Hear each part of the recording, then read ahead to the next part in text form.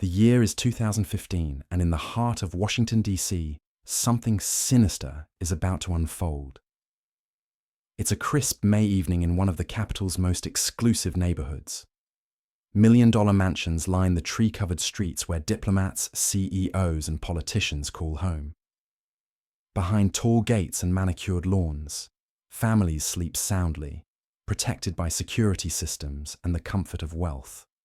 But tonight, that comfort is nothing more than an illusion. Inside one particular mansion, a family of 4 is settling in for what they believe will be just another ordinary night. The father, a successful businessman who built his fortune from the ground up. The mother, devoted to her family and community. Their young son, bright-eyed and full of promise. And their housekeeper, a woman who had become like family after years of loyal service. None of them know that a predator is already watching. None of them realize they're about to become victims in one of the most shocking crimes in Washington, D.C. history. What happened next would captivate the nation and horrify investigators. A story of greed, violence, and betrayal that reads like something out of a crime thriller. But this isn't fiction. This is the true story of the D.C. Mansion murders. A case that would test the limits of law enforcement and reveal just how far one man would go for money. The Savopoulos family had everything that most people dream of.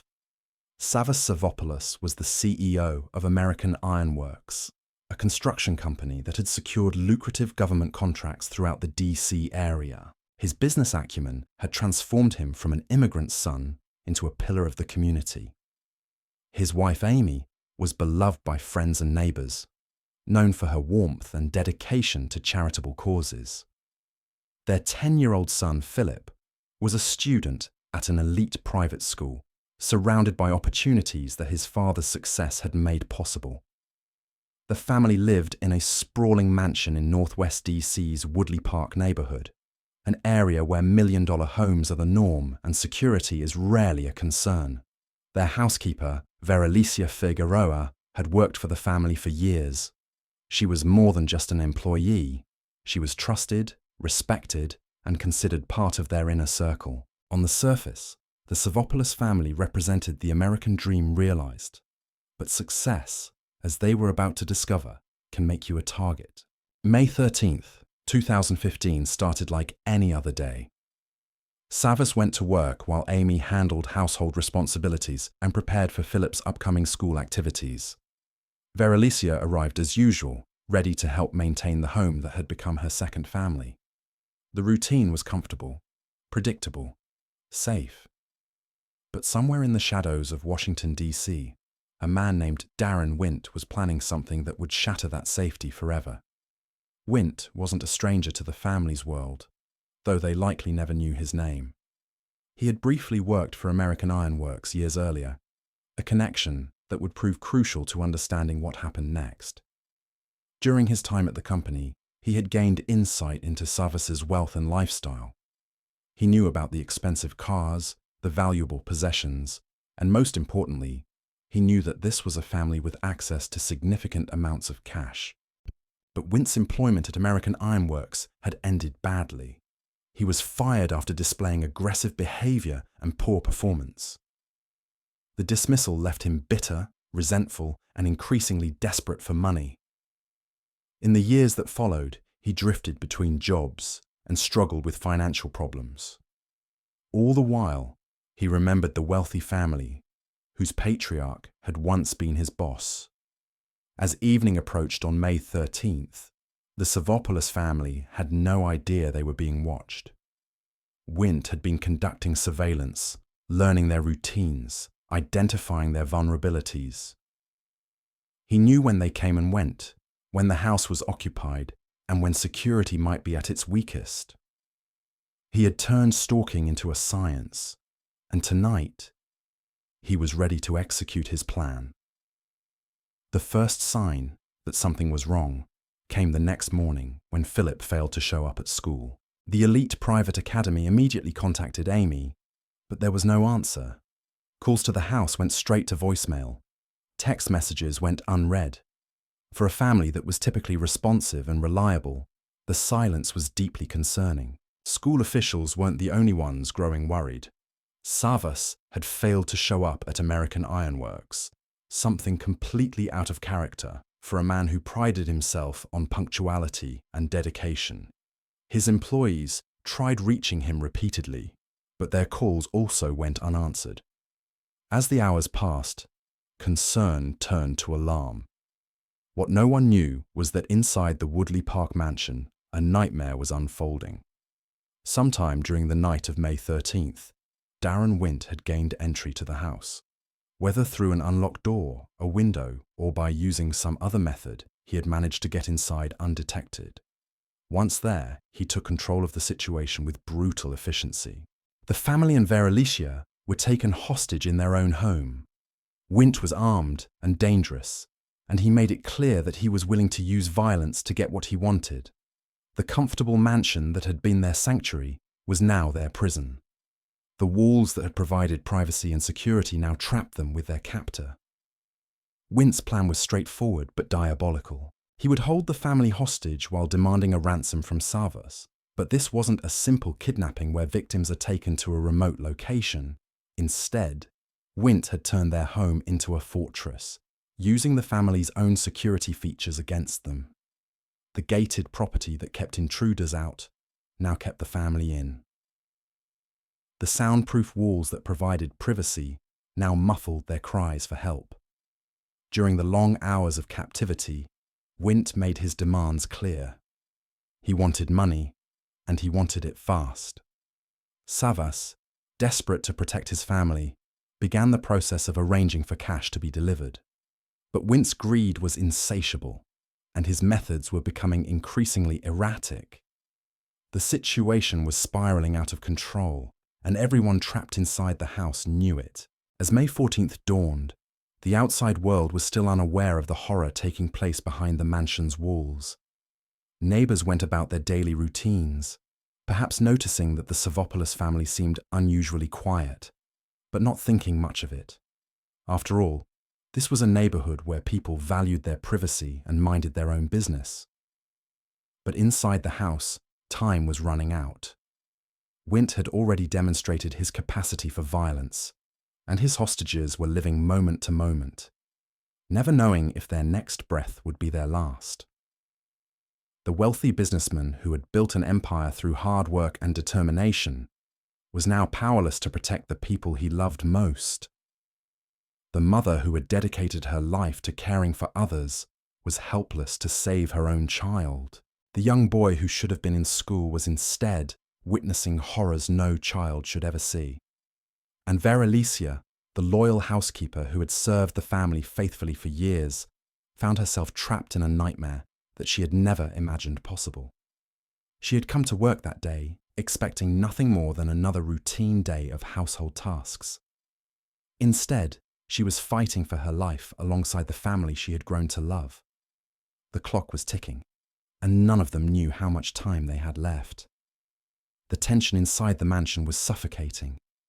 Every creak of the floorboards, every distant sound from the street outside, served as a reminder that help was so close, yet impossibly far away. Wint had transformed the family's sanctuary into a carefully controlled crime scene, and he was methodically executing a plan that he had clearly thought through in disturbing detail. What made this situation particularly terrifying was Wint's behavior during the ordeal. This wasn't a panicked criminal making desperate decisions on the fly. He was calm, calculated, almost businesslike in his approach to terror. He ordered food to be delivered to the house, treating the siege like an extended business meeting. The audacity was staggering. Here was a man holding 4 people hostage, yet he was comfortable enough to have pizza delivered to the front door. That decision to order food would later prove to be one of the most crucial mistakes in criminal history. But at the time, it demonstrated just how confident Wint felt about his control over the situation. He wasn't worried about being caught.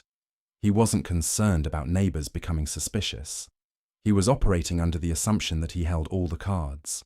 Meanwhile, Savas was doing everything in his power to meet Wint's financial demands. The businessman who had spent years building relationships and earning trust was now forced to use those same connections to arrange for a massive cash withdrawal. The irony was devastating. The success that had made his family a target was now the only thing that might save them. But arranging for such a large sum of cash wasn't as simple as visiting an ATM.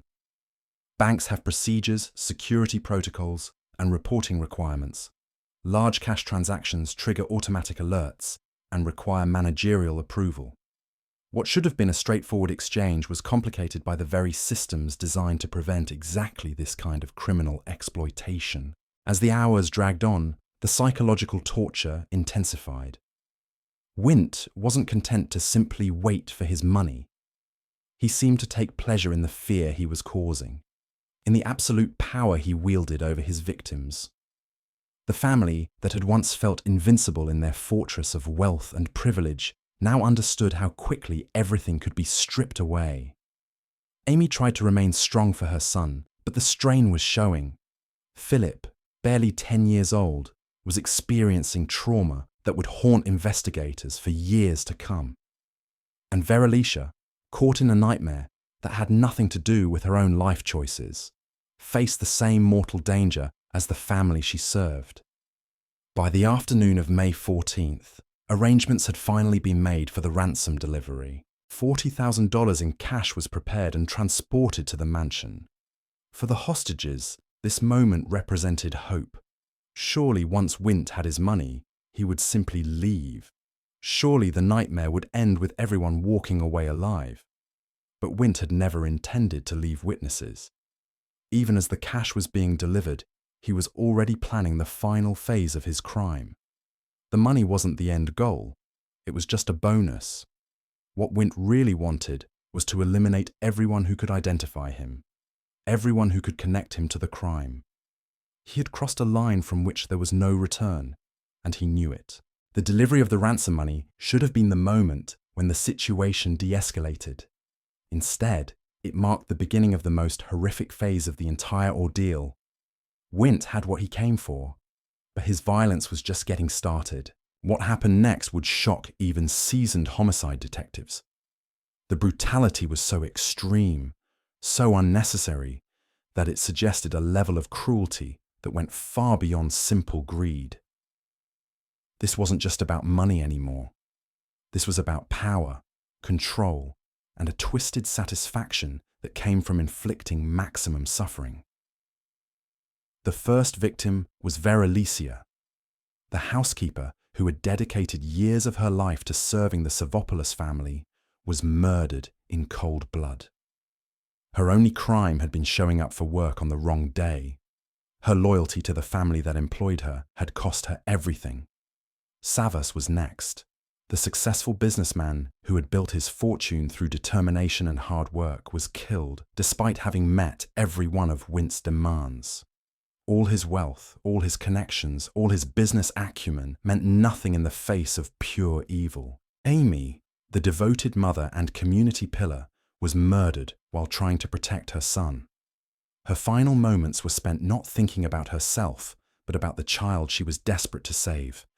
And then there was Philip, 10 years old, full of potential, surrounded by every advantage that money could buy.